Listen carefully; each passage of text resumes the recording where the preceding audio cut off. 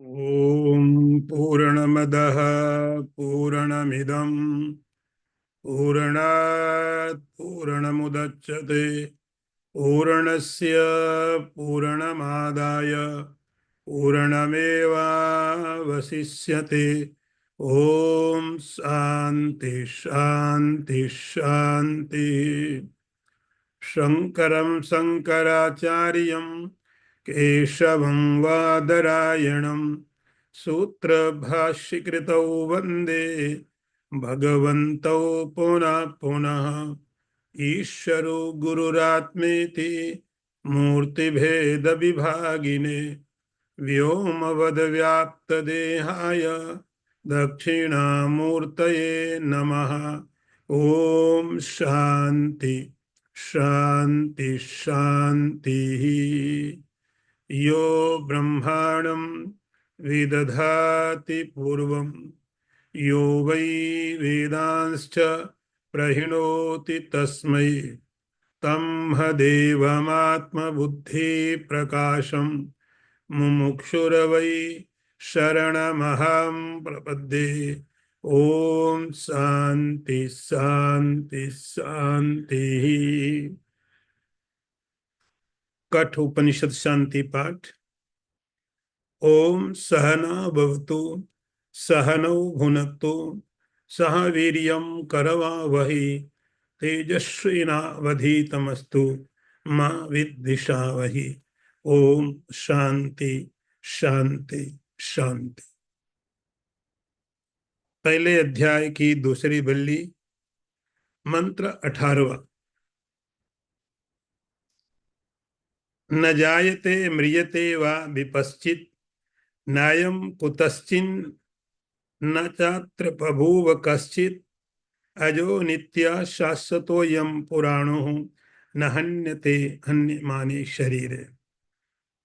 इस मंत्र को मुझे लगता है दोबारा पढ़ने की जरूरत नहीं है, आप इस मंत्र से बहुत फेमिलियर हैं। अर्थ फिर भी समझ लीजिए।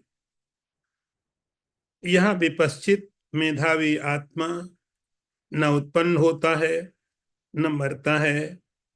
यह न तो किसी अन्य कारणों से उत्पन्न होता है न अपने आप ही कुछ अर्थांतर से बना हुआ है। अजन्मा है, नित्य है, शाश्वत है और पुरातन है, तथा शरीर के मारे जाने पर भी वह स्वयं नहीं मरता है। यह मंत्र से आप परिचित हैं, आप फेमिलियर हैं, और भगवत गीता में आपने यह मंत्र पढ़ा और काफी लोग इसकी बातें करते हैं। ये जो आपने गीता में पढ़ा है मंत्र, उस मंत्र का जो ओरिजिनल सोर्स है वो ये है। गीता में भगवान ने बोला कि जो मैं बता रहा हूं गीता में वो उपनिषदों से लिया हुआ है। इस सब उपनिषदों से लिया। भगवान ने इस बात को स्वीकार किया, अच्छी तरह स्वीकार किया। अर्जुन, गीता में जो तुम्हें मैं बता रहा हूं वो मेरा थॉट नहीं है, सब उपनिषदों का है, ऐसा भगवान ने बोला है। अब यह मंत्र जो आपने गीता के दूसरे अध्याय में पढ़ा है, वह मंत्र यहां से भगवान ने लिया, थोड़ा इधर उधर करके, लेकिन मंत्र का ओरिजिनल जो सोर्स है वो यहां से। यह अब इस मंत्र में धर्मराज और नचिकेता का जो संवाद आप श्रवण कर रहे हैं, तीसरे वरदान के रूप में अभी तक यमराज ने जो बताया वह बताया ओम एक साधना है, ओम एक मार्ग है, ओम एक अवलंबन है, सहारा है, सपोर्ट है। उस ओम से क्या होता है, आप चाहे तो सगुण ब्रह्म की उपासना कर सकते हो और चाहो तो निर्गुण की उपासना कर सकते हो। पर और अपर दोनों ही ब्रह्म की उपासना इस ओम के द्वारा की जा सकती है। और उसका परिणाम क्या होगा? तो उसका परिणाम होगा ब्रह्मलोक के महीयत। इस उपासना को ओमकार का सहारा लेने के बाद में ये व्यक्ति जो अंतिम स्थिति है उसका नाम होता है ब्रह्मलोक। उस ब्रह्मलोक को प्राप्त करता है, और ब्रह्मलोक को प्राप्त करने के बाद जैसे ही ब्रह्मा जी का समय पूरा होता है, ब्रह्मा जी मुक्त होते हैं, तो ब्रह्मा के साथ ये व्यक्ति भी मुक्त हो जाता है। इसको आपने वेदांत की भाषा में सुना, इसको हम लोग बोलते क्रम मुक्ति। स्टेप्स में ये हुआ, फिर ये हुआ, पहले शरीर छूट गया, ब्रह्मलोक में चला गया, ब्रह्मा के साथ बहुत समय तक रहा, और फिर मुक्त हो गया। नाम है क्रम मुक्ति। तो सपोर्ट चाहिए होता है। लेकिन नचिकेता ने कहा, मान लो कि कोई साधक ऐसा है पूरी तरह तैयार है, मुझे कोई सपोर्ट नहीं चाहिए, मुझे कोई सपोर्ट नहीं चाहिए, मैं बिना सपोर्ट के ही उस कॉन्शियसनेस को समझ सकता हूं, जान सकता हूं। यदि कोई ऐसा समझ के चलता है, उसके आगे की आप बात बताओ। तब यमराज ये मंत्र शुरू करते हैं। अब आप ऐसे समझ सकते हो कि जो वेदांत या उपनिषद या कठोपनिषद जो रियल है, वो यहां से शुरू है। अभी तक सब इसकी तैयारियां चल रही थी, अभी तक सब इसकी तैयारी थी। नचिकेता की स्टोरी, वरदान मांगना, नचिकेता की टेस्टिंग, गुरु की प्रशंसा, शिष्य की प्रशंसा, विद्या की प्रशंसा, और अंतिम में ओमकार की उपासना, जो कि सगुण और निर्गुण दोनों के लिए ही ठीक है। अब नचिकेता का जो क्वेश्चन है कि आप मुझे वो बताइए जो धर्म से अधर्म से ऊपर है, कार्य कारण से ऊपर है, जो काल से ऊपर है। जो क्वेश्चन डायरेक्ट किया था, बहुत ही फिलोसॉफिकल और पोएटिकली, आप मुझे उसके बारे में बताइए, वो क्या है। तो यमराज ने देखा नचिकेता पूरी तरह तैयार है, तो बिना बिना किसी देर किए, कोई देर किए बिना उन्होंने अब उस तत्व को बताना शुरू किया। नचिकेता को यमराज ने कहा कि देखो, तुम जिसको जानने की बात करते हो, पहले तुम ये जानो उसके फीचर क्या है। आप वो जानने की जिसके बात कर रहे हो, पहले उसके बारे में ये जान लो कि उसके लक्षण क्या है, तब तो आप उसको समझ सको। तो पहले उसके लक्षण क्या वो जानना बहुत जरूरी है। हम कैसे कैसे उसको दूसरी चीजों से अलग समझें। जैसे आप किसी चीज को, भीड़ में आप किसी को पहचानने जाते हैं, आपको मिलने जाते हैं, भीड़, हजारों लोगों की भीड़ है, उस हजारों की भीड़ में से आपको किसी एक को मिलना है, और जिसको मिलना है उसको आप अभी जानते ही नहीं है। अभी थोड़ा इजी हो गया कि आप जा रहे हैं, उसको बोला आप फोन करिए, मैं कहाँ पर खड़ा हूँ, तुम कहाँ पर हो, फोन में बात करते करते बोले मैं इस पोल के पास खड़ा हुआ हूँ, फिर आप जाके मिल लेते। तो आप जब भीड़ में से किसी एक को मिलने की कोशिश करते हो, तो आपको उसके बारे में कुछ मालूम होना चाहिए, उसके गुण, उसके कपड़े, हाइट, कलर, जगह, कुछ मालूम होना चाहिए आपको। तब आप हजारों की भीड़ में से एक व्यक्ति को पहचानोगे, अच्छा आप। ऐसे ही अब जिसकी बात यमराज से नचिकेता ने पूछा है, यमराज कहते पहले तुम उसकी क्वालिटी समझो, तब शुरू करते हैं।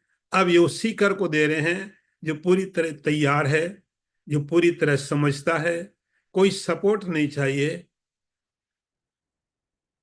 न जायते म्रियते वा कदाचिन विपश्चिता। एक शब्द आपको यहां समझना पड़ेगा, और वो शब्द है विपश्चित। विपश्चित का अर्थ होता है, शंकराचार्य जी ने लिखा, विपश्चित का अर्थ होता है मेधावी, बुद्धिमान, अवेयर, अलर्ट, कॉन्शियस। तो विपश्चित का अर्थ होता है कॉन्शियस, अलर्ट, अवेयर। तो कोई भी इनर्ट ऑब्जेक्ट, कोई भी पदार्थ बुद्धिमान नहीं होता है। कोई भी पदार्थ हो, कितना भी महंगा हो, कोई डिवाइस हो, वो बुद्धिमान नहीं होता, कॉन्शियस नहीं होता। अभी जितने एडवांस में डिवाइस डेवलप किए गए हैं, उनके अंदर एडवांसमेंट क्या है कि उनकी प्रोग्रामिंग बहुत एडवांस है। तो उस प्रोग्रामिंग के कारण ऐसा लगता है कि वे लोग डिसीजन ले रहे हैं, ऐसा लगता है कि उनके अंदर में बुद्धि है, इंटेलेक्ट। लेकिन आपको मालूम है कि वो जो प्रोग्रामिंग है वो आपने की है, किसी ह्यूमन बीइंग ने, किसी मनुष्य का क्रिएशन है। उसकी प्रोग्रामिंग बहुत एडवांस है। आपको लगता है आज क्या आपका फोन सुन रहा है? फोन कैसे सुन सकता है? लेकिन आपको पता चलता है फोन सुन रहा है। इसका अर्थ हुआ वो प्रोग्रामिंग ऐसी है कि वो डिवाइस इस तरह से एक्ट करेगा, ऐसा बिहेव करेगा, ऐसे रिस्पोंड करेगा कि वो सुन रहा है।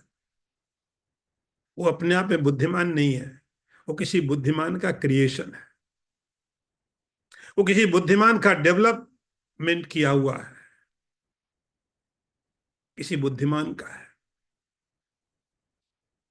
तो एकमात्र पहली बात ये समझो, विपश्चित पहला डेफिनेशन है, ये विपश्चित है, बुद्धि है इसके पास, एक कॉन्शियस है, ये अवेयर है, और कोई नहीं है। तो आपको यदि आत्मा को समझना, जिस तत्व की बात कर रहे हैं उसको नाम नहीं दिया अभी, उसको समझना है तो पहला डेफिनेशन है विपश्चित, बुद्धिमान, इंटेलेक्ट, और कोई नहीं।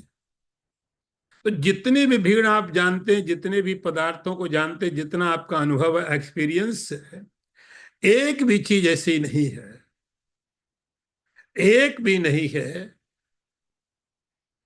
जो बुद्धिमान हो। और जो बुद्धिमान है, अब उसको समझिए। जो इंटेलेक्ट है, जो बुद्धि को यूज कर रहा है, तो जितने डिवाइसेस होते हैं वो बुद्धिमान व्यक्ति ने निर्माण किया उनका। पहली बात, एक कॉन्शियस है और कोई कॉन्शियस नहीं है। जहां कहीं भी आपको इंटेलेक्ट दिखाई पड़े तो आप ठीक से सोचना, यह बुद्धिमान जिसके पास बुद्धि है, ये ऑब्जेक्ट नहीं हो सकता है, ये कुछ और है। वो मनुष्य के अंदर हो, पशु के अंदर हो, पेड़ के अंदर हो, उस किसी के अंदर में भी रह करके जो आपको बुद्धि दिखाई पड़ती है, अवेयरनेस दिखाई पड़ती है, वो ऑब्जेक्ट नहीं है, पहली बात। और न जायते म्रियते वहां, ये तो चूंकि बहुत डीप मंत्र है, आपने पढ़ा भी है, सुना भी है, इसका एक्सप्लेनेशन भी आप बहुत अच्छी तरह से किया हुआ शंकराचार्य जी ने। हम इतना डीप तो नहीं लेंगे इसको। ये जो विपश्चित है, बुद्धिमान है, इसकी एक और विशेषता देखो, जो आपको और कहीं दिखाई नहीं पड़ेगी। वह भी विशेषता है, ना तो ये जन्म लेता है न मरता है। न जन्म लेता है न मरता है। फिर आप अपनी बुद्धि पर जोर डालिए, फिर आप विचार करिए। आपको इसमें आपको काम करने की जरूरत है। उपनिषदों की भाषा एकदम सूत्र की है। उपनिषदों के जो आदेश हैं एकदम सूत्रात्मक है। आपको काम करना है, आपको काम करना है, आपके ऊपर है, आप डिसाइड करो। हम आपको कोई रेडीमेड चीजें नहीं दे रहे हैं, ये कॉन्शियसनेस है। आप डिसाइड करिए। न जायते म्रियते, ये न जन्म लेता है न मरता है। अब आप देखो, आप जिन जिन को जानते हो, जो जो आपके अनुभव के विषय हैं, जिनको आपने जाना है, क्या उसमें कोई एक भी ऐसा है जो न जन्म लेता हो न मरता हो?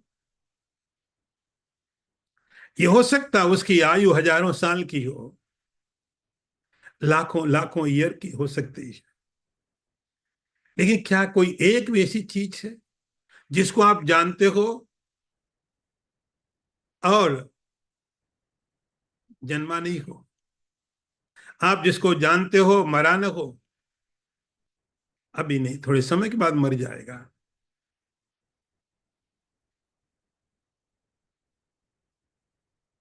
न उत्पन्न होता है, न जन्म लेता है, न मरता है। ये किसी के कारण उत्पन्न नहीं होता है। एक और चीज है, बहुत क्लियर करके यहाँ बता रहे हैं कि कुछ चीजें ऐसी होती हैं जो किसी के द्वारा पैदा होती है। ज्यादातर ये होता है कि कोई चीज बनती है तो उसको बनाने वाला कोई होता है, कोई बनाने वाला होता है, बनाने की सामग्री होती है, तब आप कोई चीजें बना पाते हो।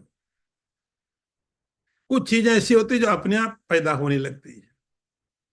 जैसे फंगस पड़ा हुआ है, आप देखते हैं उसमें कीड़े बीड़े इकट्ठे अपने आप पैदा होने लगते हैं। ये फंगस है, अपने आप गंदगी में कीड़े पैदा होने लग गए। तो दो तरह से उत्पत्ति की बात समझ सकते हैं हम लोग, या तो किसी के द्वारा उत्पन्न हो या अपने आप पैदा हो जाए। यमराज कहते हैं ये न तो किसी के द्वारा उत्पन्न होता है, न अपने आप उत्पन्न होता है। नायम कुतश्चिन न बभूव कश्चित। ये किसी के द्वारा भी, न तो अपने द्वारा न किसी के द्वारा उत्पन्न होता है। इसलिए क्योंकि आपको बताना पड़ेगा कि उत्पन्न हुआ, उसके पहले तो था नहीं आत्मा। जब उत्पन्न हुआ है अपने आप ही हुआ है। तो जब उत्पन्न हुआ उसके पहले, उसके पहले मतलब नहीं था। तो ये तो नित्य नहीं हो सकता। अब अर्थ कहते हैं अजो हो, ये उत्पन्न होने वाला नहीं है, ये नित्य है, ये शाश्वत है, हमेशा रहने वाला है। ये पुराण है। पुराण का मतलब होता है कि बहुत पुराना है फिर भी नया है। पुराण का अर्थ होता है बहुत पुराना है। कितना पुराना है? जितने पुराने आप हो। आपको मालूम आप कितने पुराने हैं? शरीर की बात मैं नहीं कर रहा हूं। आप 50 साल के हो सकते हो, 40 साल के हो सकते हो, 80 साल के हो सकते हो। आप शरीर की बात कर रहे हो, शरीर की बात कर रहे हो। ये बात शरीर की नहीं कर रहे हैं, आपकी कर रहे हैं। तो जितने पुराने आप, आपको नहीं पता आप कितने पुराने हो, तो भी आज भी फ्रेश। शरीर पुराने हो जाते हैं, लेकिन आप में कुछ पुराना नहीं होता है। वो कॉन्शियसनेस, वो चैतन्य, वो आत्मा पुराना मतलब है बस। लेकिन ऐसा नहीं इतना पुराना हो गया तो मुझे नहीं पसंद है। आपको नहीं पसंद है, ऐसा कभी नहीं हो सकता। न हन्यते हन्यमाने शरीरे। और यमराज कहते हैं, हे नचिकेता, कई बार हमारी ऐसे धारणाएं हैं कि शरीर मारा गया, मर गया है। नहीं नहीं, शरीर मारा जाएगा। नहीं मारा जाएगा तो शरीर अपने आप अनित्य है, खत्म हो जाएगा। वो तो, ये तो खत्म होने वाला है। लेकिन एक बात ध्यान रखना, शरीर में रहने वाला जो वो आत्मा है, उस शरीर के होने के कारण नहीं है। शरीर है तो भी है, शरीर नहीं है तो भी है। इसीलिए उस शरीर से अलग है। न हन्यते हन्यमाने शरीरे। शरीर के मारे जाने पर भी, शरीर के खत्म होने पर भी वह खत्म नहीं होगा। ये एक डेफिनेशन दिया उस आत्मा को बताने के लिए। एक बार अब आगे देखिए। हंत चेन मन्यते हंतु, हतश्चेन मन्यते हतम, उभौ तौ न बिजानीतो, नायम हंति न हन्यते। ये मंत्र भी आपने गीता में पढ़ा है, भगवान ने यहीं से लिया हुआ है, यहीं से लिया। अर्थ देखो, यदि मारने वाला आत्मा को मारने का विचार करता है, मारा जाने वाला उसे मारा हुआ समझता है, वे दोनों ही उसे नहीं जानते हैं, क्योंकि यह ना तो मारता है न मारा जाता। तो वो जो दूसरी लाइन है उसको फिर थोड़ा व्याख्या किया, न हन्यते हन्यमाने शरीर। जो अंतिम लाइन है, यमराज ने उसको थोड़ा एक्सप्लेन किया और जरा विस्तार में बात को बताने की कोशिश की। कैसे, उसका जरा और एक्सप्लेनेशन किया। जो लोग शरीर तक सीमित हैं, शरीर तक सीमित है, वो लोग ऐसा सोचते हैं कि यदि हमने किसी तरह शरीर को खत्म कर दिया तो वो व्यक्ति भी खत्म हो गया। यदि शरीर को हम मार सके तो वो व्यक्ति भी खत्म हो गया, समाप्त। और यदि मरने वाला भी ऐसा सोचता है, यदि ये गया तो मैं भी खत्म।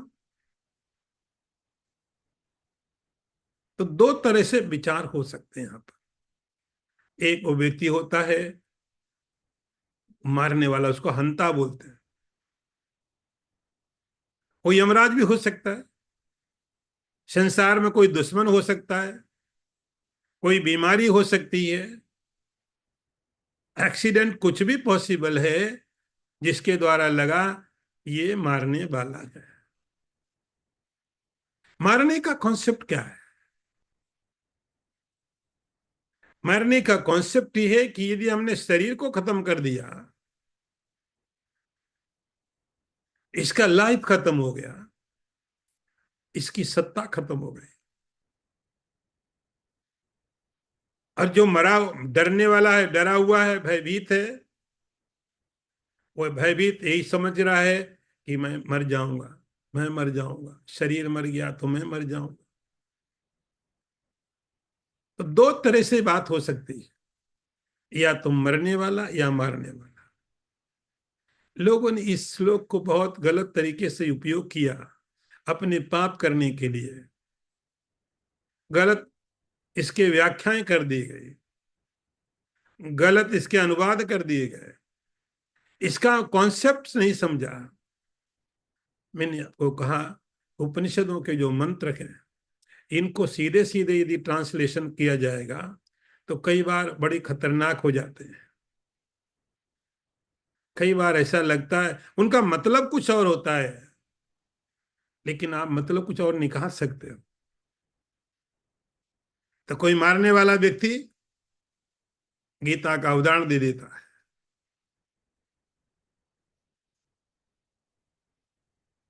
भगवान ने इसी मंत्र को लिया अर्जुन को समझाने के लिए। दूसरे अध्याय में यहां यमराज कहते हैं कि दो तरह से बात है। एक तो वह है जो क्रोध के कारण किसी को मारना चाहता है, दूसरा वह है जो भय के कारण मरना नहीं चाहता है। मुझे घृणा है, मुझे क्रोध है, तो मैं किसी व्यक्ति को मारना चाहता हूं। और मैं कमजोर हूं, मुझे डर लग रहा है, तो मैं मरना नहीं चाहता हूं। बस इसी में संसार चलता है। एक प्रक्रिया मारने की होती, दूसरी प्रक्रिया बचाने की होती है। यही संसार का जीने का, मरने का तरीका है। तो दो तरह से समझते हैं कि यह एक मारने वाला हंता, वो समझता कि मैंने मारा। दूसरा मरने वाला है जो डर रहा है कि मैं मर जाऊंगा। यमराज कहते हैं, यमराज से ज्यादा मृत्यु के बारे में कोई जान नहीं सकता है। यमराज कहते हैं, उभौ तौ न बिजानी तो, ये दोनों नहीं जानते। ये दोनों नहीं जानते। रियलिटी ये है, वास्तविकता ये है, ना ये मरता है, ना इसको मारा जाता है। हमारी पहुंच शरीर तक है। हम जो कुछ भी कर सकते हैं शरीर के साथ कर सकते हैं। शरीर तक ही हमारी पहुंच है। नुकसान पहुंचा सकते हैं शरीर को, शरीर को बढ़ा सकते हैं, शरीर को हम सुखी करने की कोशिश कर सकते हैं, शरीर को दुखी करने की कोशिश कर सकते हैं। इतनी हमारी पहुंच है। इसके अंदर में जो कॉन्शियसनेस, जो चैतन्य है, उस तक नहीं। जैसे लाइट है, हम लाइट को क्या कर सकते हैं? बल्ब तोड़ सकते हैं, नया बल्ब लगा सकते हैं, लेकिन हम लाइट को क्या कर सकते हैं? तो वो जो कॉन्शियसनेस है, वो इस शरीर के द्वारा संसार का अनुभव कर रही है। शरीर है, उसमें मन है, उसमें बुद्धि है, प्राण है, इंद्रियां है, इन सब के साथ मिलकर के संसार का अनुभव कर रही है। तो हम जो कुछ भी कर सकते हैं शरीर के साथ कर सकते हैं, इंद्रियों के साथ कर सकते हैं, प्राण के साथ कर सकते हैं, चैतन्य के साथ कुछ नहीं। तो उभौ उथौ न बिजानी तो, दोनों से दोनों नहीं जानते हैं कि ये आत्मा को न मारा जा सकता है, न ये मर सकता है। और इसको थोड़ा देखिए आगे। अणो रणीयान महतो महीयान, आत्मस्य जंतुर निहितो गुहायाम, तमक क्रतु पश्यति बीत शोको, धातु प्रसादान महिमानम आत्मनः।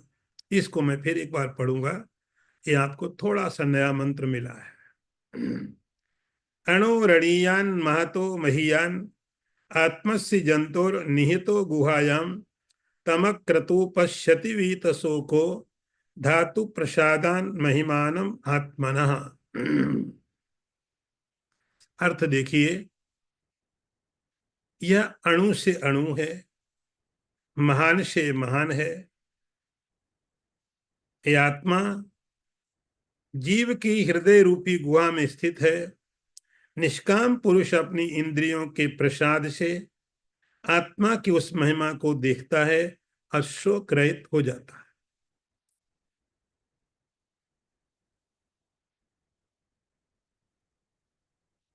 नायम अंतिर हन्यते, ये दोनों नहीं जानते हैं। ऐसा इस मंत्र में लिखा था पीछे वाले में।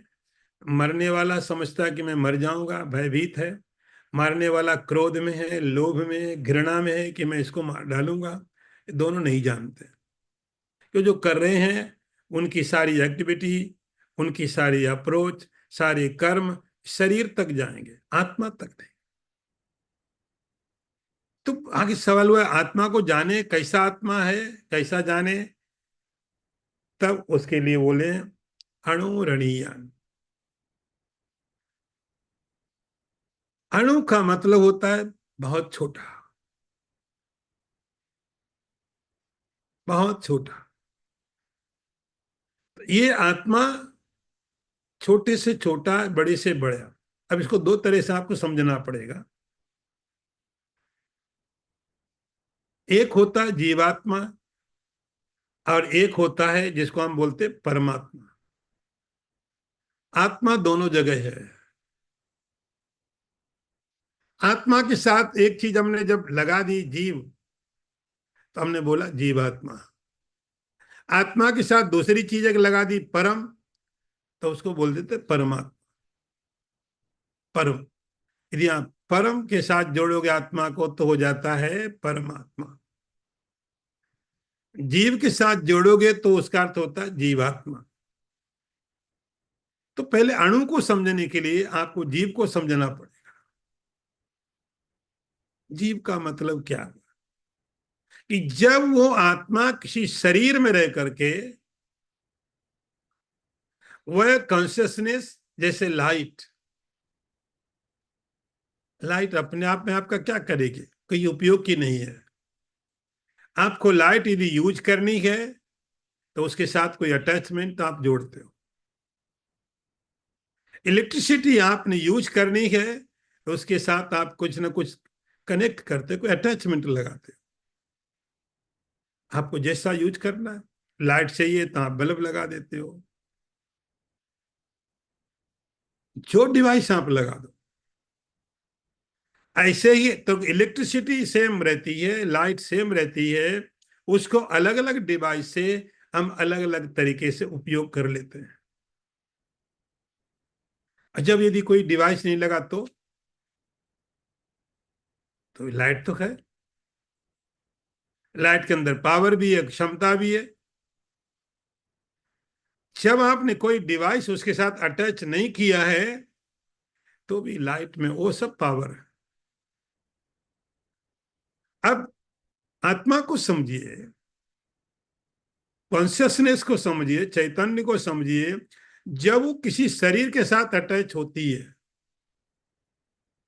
मनुष्य के शरीर के साथ लग गई, ये मनुष्य का शरीर मिला, यहाँ यहाँ पर उसको अलग तरीके के इक्विपमेंट मिले, उनका यूज करने लग गई। हाँ, अलग तरीके के हाथ मिले, अलग तरीके के पांव मिले, अलग तरीके की बॉडी मिली, इसका उपयोग करने लगी। कभी उसके साथ में पशु का शरीर अटैच हो गया,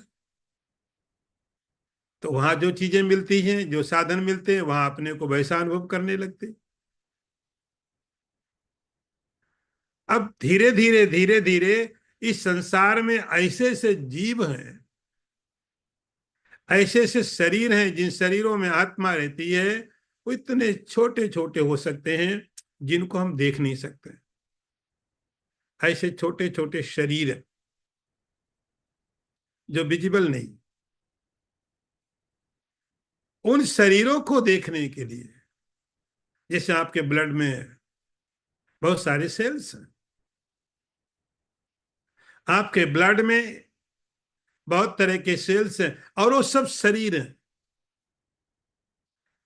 इतने सूक्ष्म हैं, इतने सटल हैं, हम देख नहीं सकते हैं, लेकिन हमको पता कि हैं, वो भी जीव है, उनके अंदर भी आत्मा है। तो जो सबसे छोटा है उसके अंदर भी बंद जाके बैठ जाता है, इसलिए अणु से अणु है। कैसे डिफाइन करोगे आप? अणु से अणु है। तो जीवात्मा के रूप से वह छोटे से छोटा है, अणु से अणु। आप कोई इकाई सोचो, आप कोई कल्पना करो, सबसे छोटे की, सबसे छोटे की, एटम, न्यूट्रॉन, जो भी आप सोच सकते हो, उस सबसे छोटा जो हो वो भी जीव है, उसके अंदर भी बैठा हुआ वही आत्मा। और महत्व में ही दूसरा परमात्मा है। परम सब जगह है, हजारों हजारों मिलियन दूर, हजारों हजारों मिलियन माइल की दूरी में भी, अरे मिलियंस ऑफ मिलियंस माइल,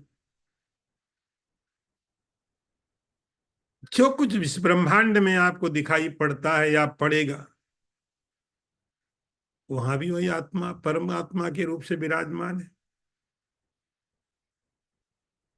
उपनिषद इसलिए कहता है, यमराज नचिकेता को बताते हैं, जिस तत्व को तुम जानना चाहते हो वह अणु से अणु है और बड़े से बड़ा है।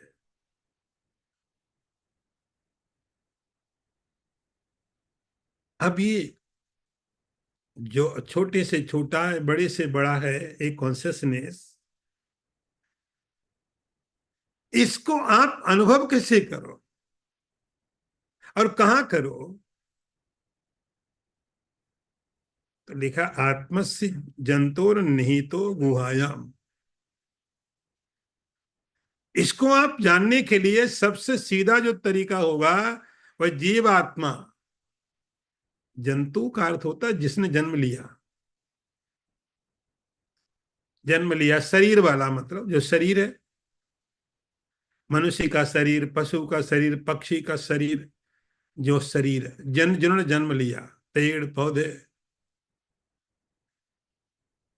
इन समस्त जीवों के अंदर जो हृदय है, आपको गीता यदि हो याद हो, भगवान कहेंगे ईश्वर सर्वभूतानां हृदयेशे अर्जुन तिष्ठति।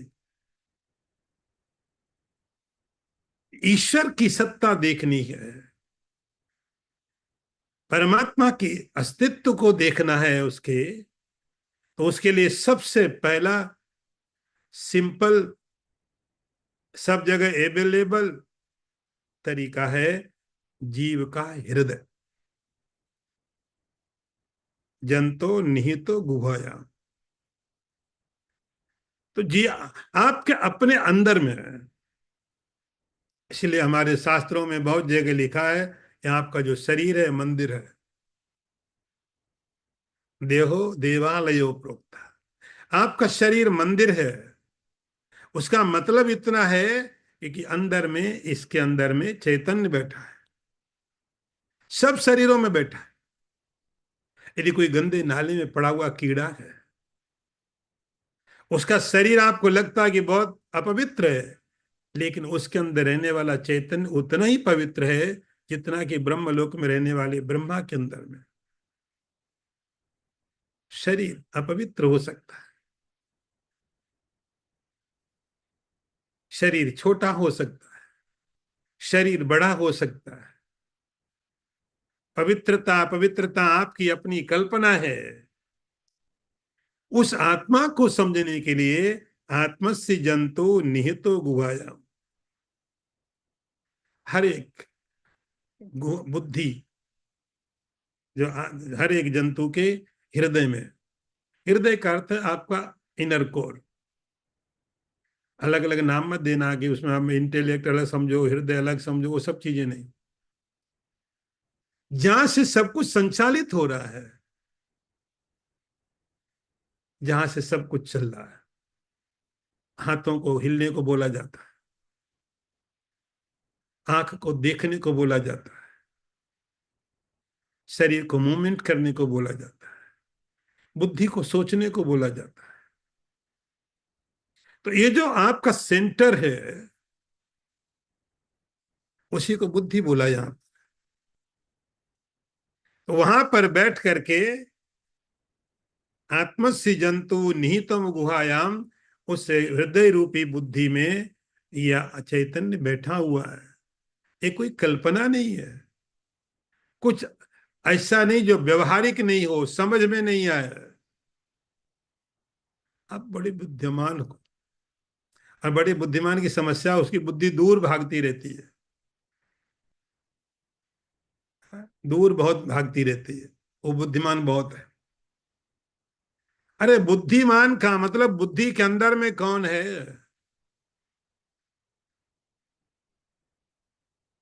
और हर जगह है, आपके अंदर में भी है उतने ही पवित्र आत्मा जितना कि ब्रह्मा जी के अंदर है। तमक क्रतु पश्यति वीत शोको। अब इसके लिए बुद्धिमान होना बहुत जरूरी नहीं है। इसके लिए क्या होना जरूरी है? तो लिखा है अक्रतु, डिजायरलेस। यदि मैं ठीक से ट्रांसलेट करूं इसको, आपको समझने में जी हो आसान हो जाएगा। यहाँ अक्रतु लिखा है। मुझे ये जानना, ये देखना, ये करना, ये सब चीजें होंगी, वो आपको दूर दूर दूर दूर लेके जाती रहेंगी, आत्मा से और दूर ले जाए। आपको तो वो जानना है ना,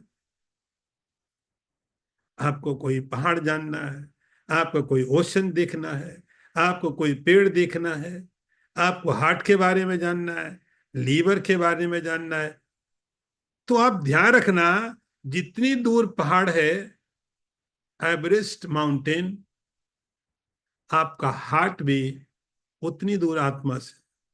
कोई फर्क नहीं पड़ता माउंटेन के बारे में जाने, एवरेस्ट के बारे में, या कि हार्ट के बारे में जाने। अक्रतु का मतलब ऐसा व्यक्ति, अब इसने जो सोच छोड़ दिया सोचना, ये जानना है, उस व्यक्ति के लिए धातु प्रसादात। तो पहली बात, एक जिसको अभी भी मैं वेदांत की भाषा में बताऊं कि अंदर में पैदा हुई बात, जानने की डिजायर, मुमुक्षुत्व, मुझे जानना है। जानने के लिए उसके बाद में आपको सपोर्टिंग सिस्टम क्या, धातु प्रसादात आपके पास उपलब्ध है, हर व्यक्ति के पास उपलब्ध है। कहीं से ऐसा नहीं कि मेरे पास नहीं तो मैं कैसे जानूंगा। अंधा आदमी बोले मेरे पास आंखें नहीं तो मैं उस कॉन्शियसनेस को कैसे जानूंगा, मैं तो हैंडीकैप्ड, मेरे पास सुनने की ताकत नहीं है, तो मैं तो डिस्क्वालीफाई हो जाऊंगा, मैं बोल नहीं सकता हूं। ये कोई कमी नहीं है। धातु प्रसादात, आपके पास जो इंद्रिय हैं, इन इंद्रियों की प्रसन्नता के कारण, देखो आप इंद्रियों को टॉर्चर कर रहे हो, आप इंद्रियों को टॉर्चर करते, इंद्रियां आपको टॉर्चर करती, आप मन को दुखी करते, मन आपको दुखी करता है। ये दुखी होने की, टॉर्चर होने की बातें चलती रहती है, इसी को लाइफ बोलते हो। धातु प्रसादान, आपके इंद्रियों की प्रसन्नता से। इसीलिए हम लोग मंत्र पढ़ते, ओम भद्रम कर्णे भी शृणुयाम देवा, भद्रम पश्येम, अच्छा देखें, अच्छा सुने, अच्छा बोले। धातु प्रसादान, तो ये जो आपके पास साधन है, आपका शरीर, आपके इंद्रियां, इनकी प्रसन्नता, इनकी शुद्धि, ये भी रिलैक्स हो जाएंगे। अभी तक जो हमने इनका यूज किया वो सब थक जाते हैं। आप जितनी इंद्रियों को यूज करते रहते हैं, जितना प्रयोग करते रहते हैं, आप देखो सब थक जाते हैं। शाम तक आप ऐसे हो जाते हो, अब क्षमता नहीं बचती है, ना आपकी आंख में, ना आपके कानों में। बोले मैं बहुत थक गया। तो इंद्रियां आपकी सारी दुखी हो गई, शरीर दुखी हो गया। अब बोले मुझे रिलैक्स करना है, आराम करना है, मैं बहुत थक गया। मेरा थकना बताता है कि मेरी इंद्रियां दुखी हो गई, मेरा शरीर दुखी हो गया।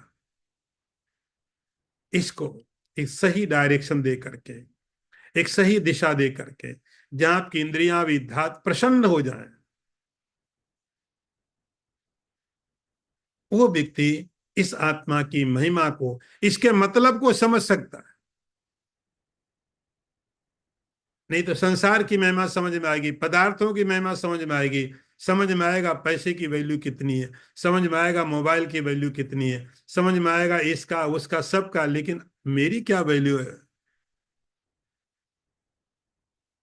ये समझ में नहीं आएगा। सबकी कीमत हमको मालूम है, सोने की, चांदी की, डायमंड की, कोहिनूर की, शरीर की, इंद्रियों की, लेकिन उसकी महिमा नहीं मालूम है। महिमानम आत्मनः, उस आत्मा की महिमा नहीं मालूम होती है, उसके लिए अक्रतु व्यक्ति देख सकता है। आगे मंत्र और देखिए, आसीनो दूरम व्रजति शयानो याति सर्वतः, कस्तम मदा मदम देवम मदन्यो ज्ञातुमर्हति। इस मंत्र को और एक बार पढ़ूंगा मैं। आसीनो दूरम ब्रजति शयानो याति सर्वतः कस्तम मदा मदम देवम मदन्यो ज्ञातुम अर्हति। अर्थ देखो, बहुत बहुत अद्भुत मंत्र है।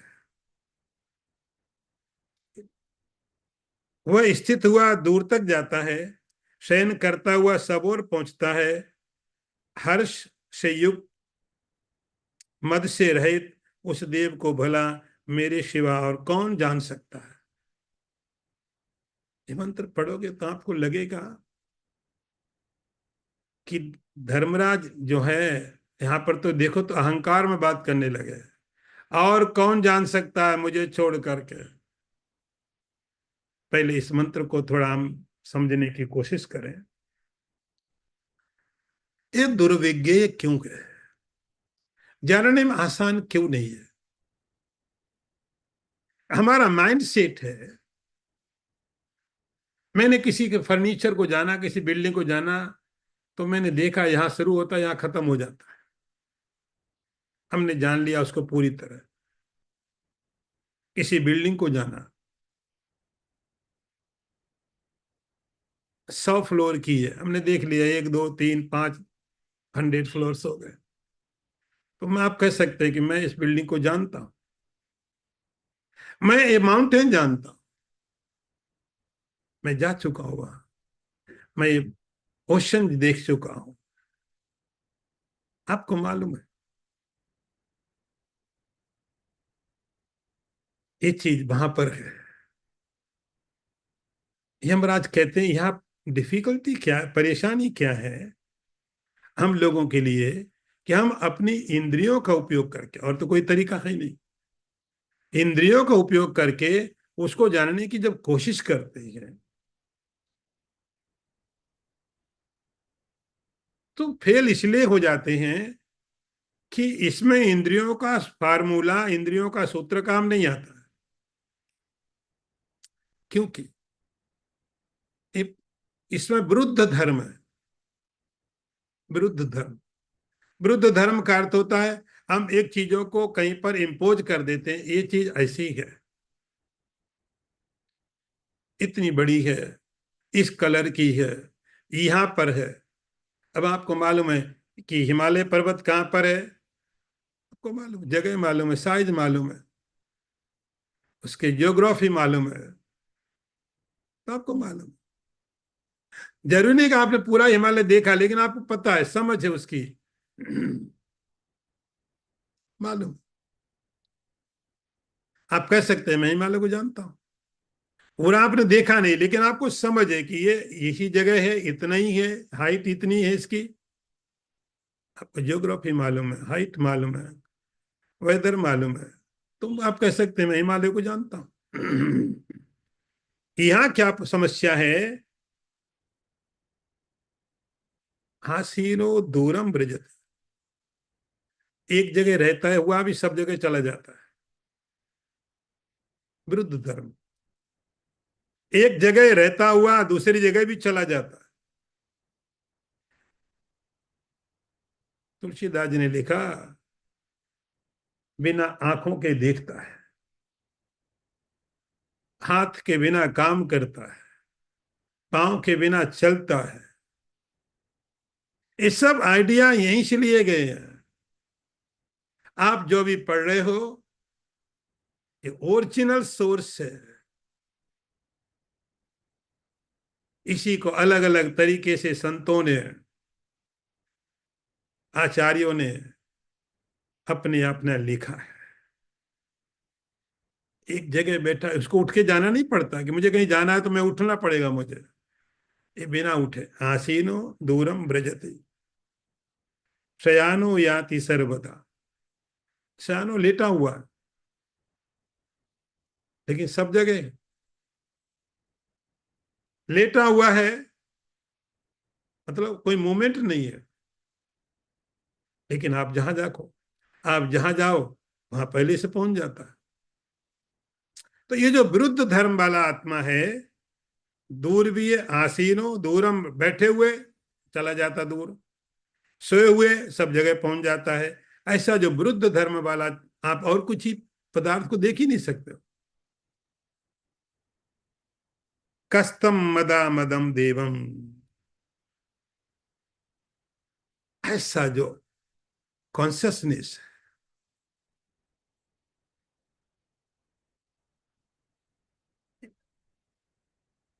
कहते हैं जो मद और अमद, मद का मतलब होता हर्ष युक्त,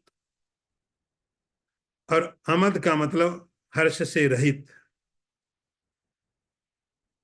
हर्ष और शोक दोनों से रहित, ऐसा देव मतलब वो चैतन्य जहां लिमिटेड खुशी नहीं है, लिमिटेड दुख नहीं है, उसको मैं जानता हूं। यहां तक आपको बात समझ में आ गई कि उस आत्मा में, उस चैतन्य, वो जो है ब्रह्म या परमात्मा, कॉन्शियसनेस, जो भी आप नाम समझ सकते हो, उसमें अंदर लिमिटेड हैप्पीनेस और दुखी कुछ नहीं है ऐसा। ठीक है। आगे एक हमराज जी बात कहने लगे, मदन्यो कस्तम ज्ञातुम अर्हति, और कोई नहीं है मुझे छोड़ करके उसको जानने वाला, और कोई नहीं जानता, मैं जानता हूं। ऐसा और कोई नहीं है मेरे जैसा उसको जानने वाला। आपको लगेगा ये अहंकार, ये अहंकार, ऐसा महाराज कैसे कह सकते हैं और कोई नहीं है उसको जानने वाला मुझे छोड़ करके, और कोई नहीं है। ये अहंकार यदि आप देखना शुरू करो, भगवान भी गीता में ऐसी बातें करेंगे। दूर से देखोगे तो लगेगा अहंकार भगवान के अंदर कितना है, यहाँ दूर से देखोगे तो लगेगा यमराज कितना अहंकार कैसे है, और कोई नहीं जानता, मैं अकेला जानने वाला हूं उस आत्म तत्व को। तो ये उनका अहंकार नहीं है, ये आत्म आत्म अनुभव का प्रकटीकरण है। जो भी जानता मुझसे अलग नहीं है, मुझसे अलग नहीं है। तो यमराज ने कहा उस आत्म तत्व को मैं जानता हूं, इस प्रकार का यह आत्म तत्व है। इसके आगे का विचार फिर करेंगे। ओम पूर्णमदः पूर्णमिदं पूर्णात् पूर्णमुदच्यते पूर्णस्य पूर्णमादाय पूर्णमेवावशिष्यते। ओम शांति शांति शांति। शंकरं शंकराचार्यं केशवं वादरायणं सूत्रभाष्यकृतौ वन्दे भगवन्तौ पुनः पुनः। ईश्वरो गुरुरात्मेति मूर्तिभेद विभागिने व्योमवद्व्याप्तदेहाय दक्षिणामूर्तये नमः। ओम शांति शांति शांति। यो ब्रह्माणं विदधाति पूर्वं यो वै वेदांश्च प्रहिणोति तस्मै तं देवमात्मबुद्धि प्रकाशं मुमुक्षुर्वै शरणमहं प्रपद्ये। ओम शांति।